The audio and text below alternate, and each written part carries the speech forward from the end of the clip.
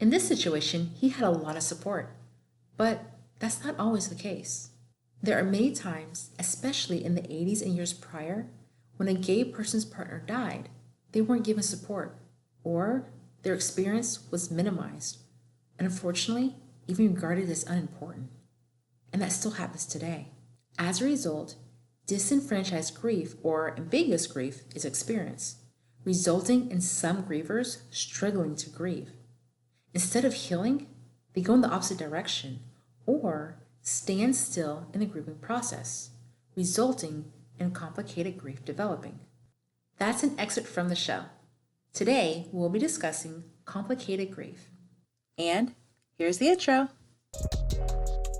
Welcome to Managing My Grief, where it's all about learning to live with grief after experiencing loss.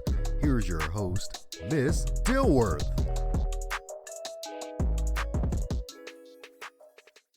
I'm glad you chose to join me for this discussion on complicated grief.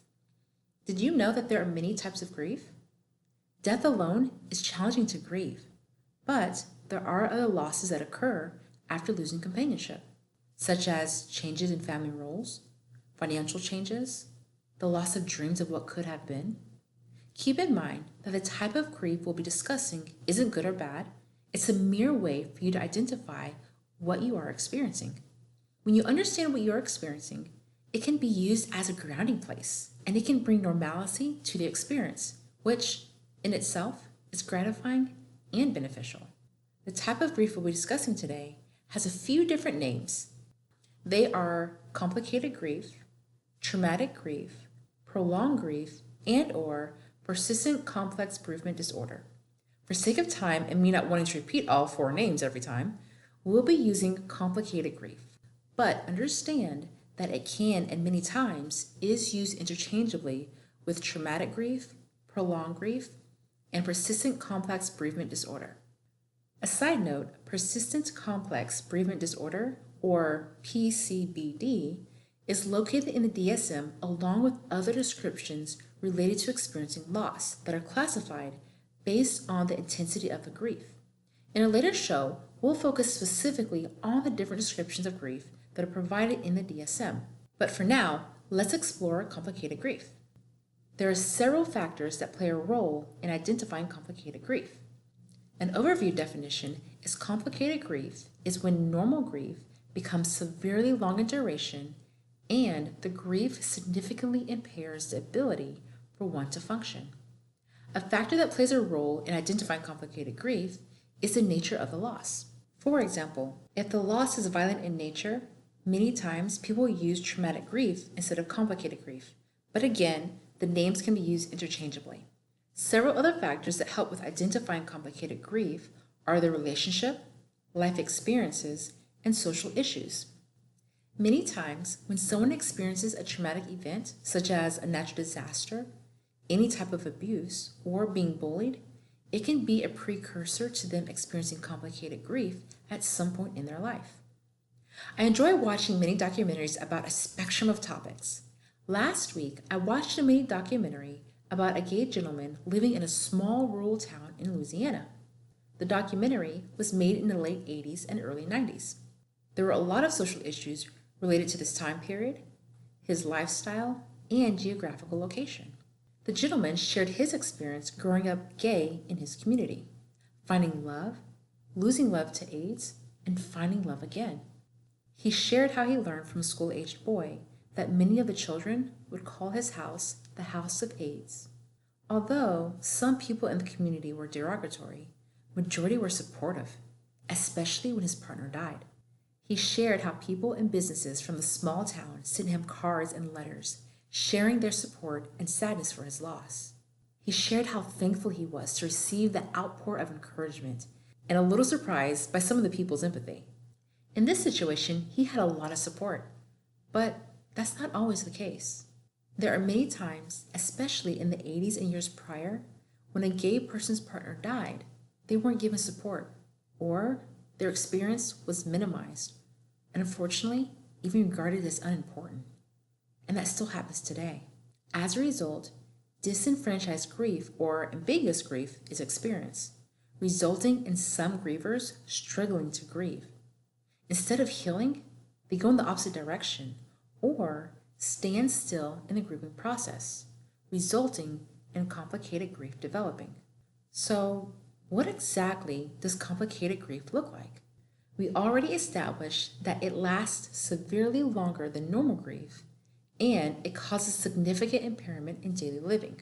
A few more symptoms include violent outbursts, radical lifestyle changes, low self-esteem, substance abuse begins or increases over time, consistent feelings of guilt, consistently ruminating on the loss. For some, hallucinations of the deceased, a continual yearning for the other person, and suicidal thoughts, or making comments about wanting to join the deceased. There are many more symptoms. If you would like to read a complete list, you can go to depressionalliance.org. Can you imagine experiencing all those symptoms day after day after day for years? So, what to do? Because complicated grief impacts daily functioning, the fundamentals that make a healthy human being needs to be reestablished. There are 3 foundational components: eat, sleep, and exercise. At first, this can be challenging. The desire to fulfill these tasks may not be there, and that's okay. Simply do your best. Try to start by intentionally eating healthy things. Focus on getting the right amount of sleep. Notice I didn't say get enough sleep. Many times, when someone experiences complicated grief, they experience fatigue and sleep too much. So identify the number of hours that's recommended based on your age and strive to reach that number. Majority of the time, exercise can help with getting that right amount of sleep. The exercise doesn't have to be intense. You can start with a miniature walk. Allow yourself to experience the sun on your skin and feel the soft breeze. Embrace the colors you see around you. Engage in being mindful on what you are hearing and seeing. Be in the present moment. While working on establishing those 3 foundational components, find a licensed clinical professional counselor or a grief support group.